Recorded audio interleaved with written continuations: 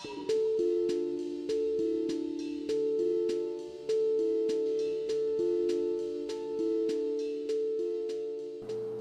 tout le monde. Alors voilà, le jeudi Dixit, ou le jeu Dixit comme je l'appelle, est en retard, parce qu'on est déjà vendredi et presque samedi pour les Français. Mais bon, j'avais mes raisons qui font que j'ai ce retard. Et j'en profite du coup pour vous montrer la belle neige qui est en train de tomber en ce moment au Québec. Donc voilà, je voulais vous faire profiter de cette petite part de joie que j'ai à chaque fois qu'il neige. Mon enfant intérieur est toujours ravi de ces moments. Et à présent, je vous présente la carte de la semaine. Alors j'ai décidé de vous la présenter sur mes plantes vertes parce que cette carte a elle-même des plantes de dessiner dessus. Alors voilà, donc cette carte, ce qu'elle m'inspire en fait, c'est une mère qui est assise dans son fauteuil avec son fils probablement, et ça m'inspire vraiment. Donc soit on se place du côté de la mère, soit on se place du côté de l'enfant. Toujours est-il qu'à mon sens, on a les deux places. Toute notre vie, on est l'enfant de quelqu'un. Toute notre vie, on peut être le parent de quelqu'un, soit au plan physique, soit au plan émotionnel. Enfin, voilà. Cette place de parent, on peut l'avoir qu'on ait des enfants naturels ou non.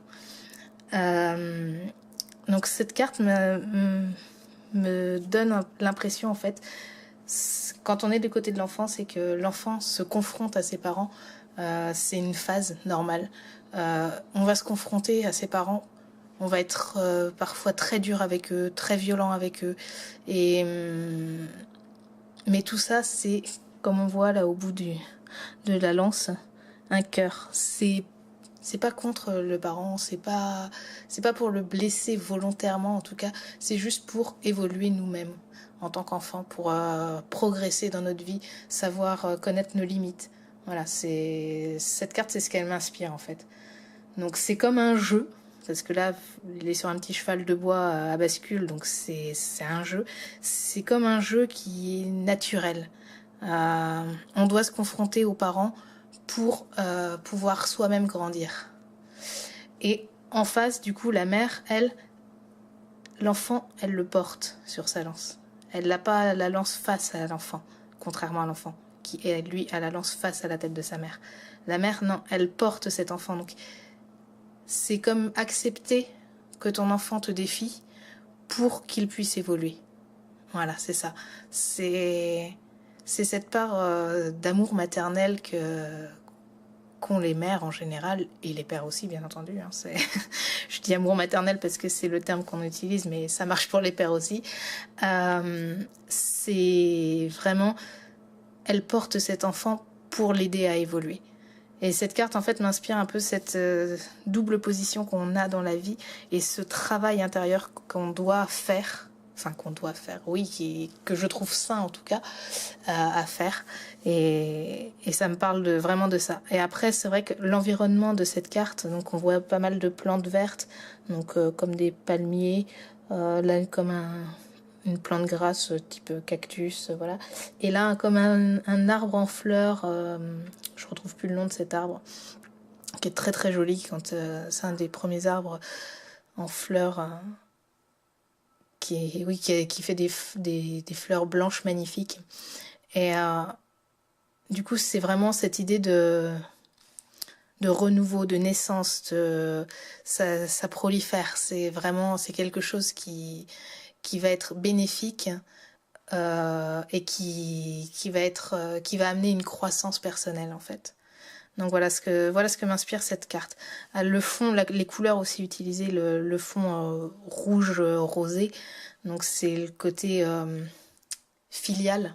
Vraiment le rouge pour moi c'est lié à nos racines, nos liens de sang. Voilà, c'est ça que je cherchais comme terme, le lien du sang.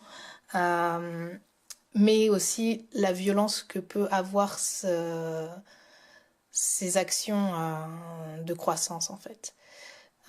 C'est une violence qui peut être moralement dure à vivre pour les parents, pour les enfants aussi. Et du coup, il y a ça. Mais il y a quand même le blanc qui vient tempérer par sa neutralité et du coup poser les choses. Parce qu'ils sont tous les deux assis sur un objet blanc. Donc ça pose les choses, ça ancre les choses dans quelque chose de stable, neutre.